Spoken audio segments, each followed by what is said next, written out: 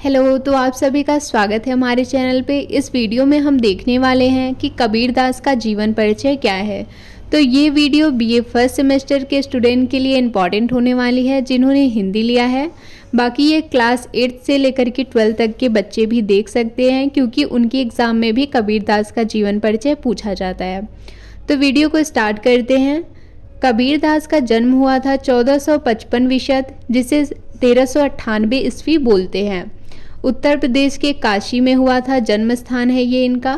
और इनके गुरु का नाम था स्वामी रामानंद। इनकी पत्नी का नाम था लोई और एक पुत्र था, उसका नाम था कमाल, और पुत्री का नाम था कमाली। कबीरदास की प्रमुख रचनाएं हैं साखी, सबद, रमैनी, और इनकी मृत्यु हुई थी संवत 1575 विशत में। तो अगर आपके एग्ज़ाम में जीवन परिचय पूछे तो सबसे पहले आप एक बॉक्स बनाना ब्लैक कलर के पेन से, फिर उसके अंदर ये सारी डिटेल्स लिखना कि जन्म स्थान, गुरु, पत्नी, पुत्र, रचनाएं और उनके माता पिता का नाम। ठीक है।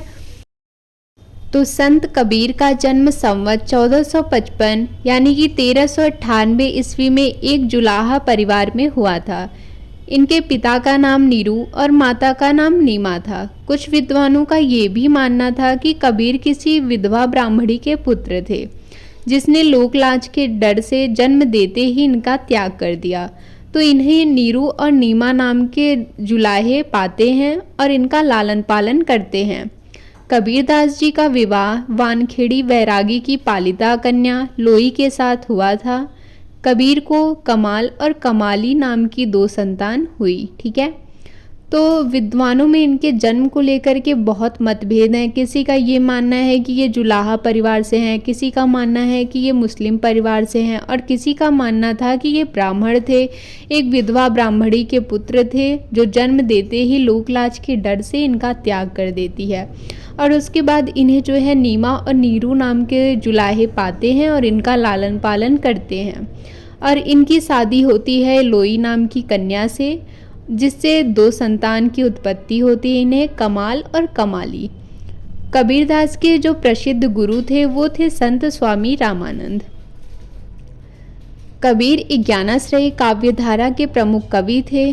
उनका काव्य हिंदी साहित्य की अमूल धरोहर है। नाथ संप्रदाय के योग मार्ग और हिंदुओं के वेदांत और भक्ति मार्ग के सिद्धांतों का कबीर के विचारों एवं काव्य पर गहरा प्रभाव दृष्टिगोचर होता है।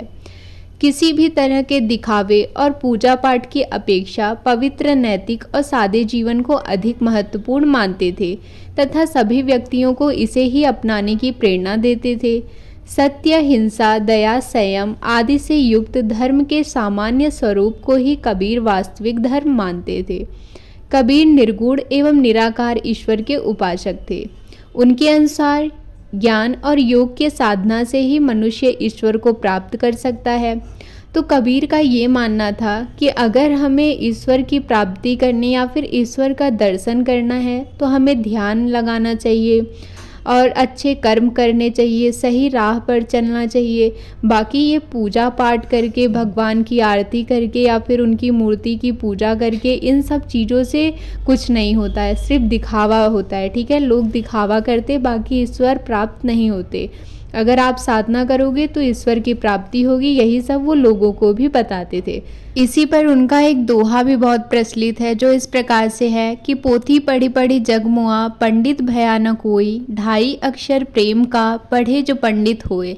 यानी कि बहुत बड़े बड़े विद्वान आए इस जग में, जिन्होंने ग्रंथों को पढ़ा, किताबों को पढ़ा, अंत में वो मर गए लेकिन विद्वान नहीं हुए। इसलिए आप केवल 2.5 अक्षर प्रेम का पढ़ो, सबसे प्रेम व्यवहार के साथ रहो, इसी से आप विद्वान कहलाओगे और संसार में आपकी जय जयकार होगी और आपको मोक्ष की प्राप्ति होगी अगर आप किसी से लड़ाई झगड़ा नहीं करोगे। ये कबीरदास का मानना था। उसके बाद आता है कि इनके अनुसार जो है ज्ञान और योग के साधना से मनुष्य ईश्वर को प्राप्त कर सकता था। कबीर की भक्ति में रहस्यवाद की झलक भी स्पष्ट रूप से दिखाई देती है।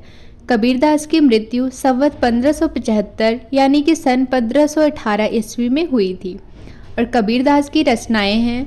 इन्हें बोला जाता है कि कबीर पढ़े लिखे नहीं थे। इन्होंने ये स्वयं कहा था कि मैं कागज छुओ नहीं, कलम गही नहीं हाथ, यानी कि मैंने कभी कागज को छुआ भी नहीं और कलम को हाथ भी नहीं लगाया।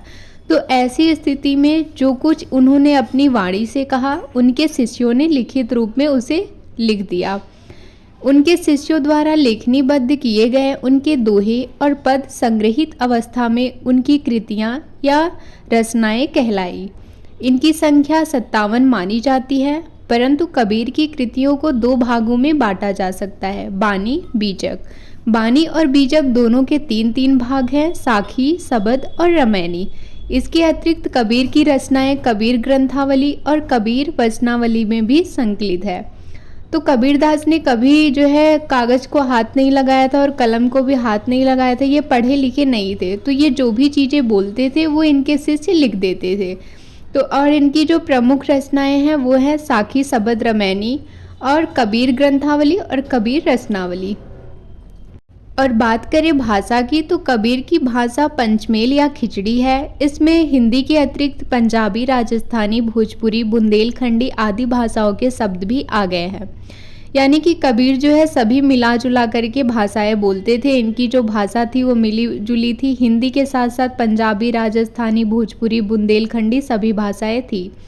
और शैली, तो कबीर की शैली पर उनके व्यक्तित्व का प्रभाव है। उसमें हृदय को स्पर्श करने वाली अद्भुत शक्ति है। छंद, तो कबीर जी को छंद शास्त्र का व्यवस्थित ज्ञान नहीं था, फिर भी उन्होंने सबद, साखी तथा रमैनी छंदों का प्रयोग अपने काव्य में स्वाभाविक रूप से किया है। तो ये था कबीरदास जी का जीवन परिचय।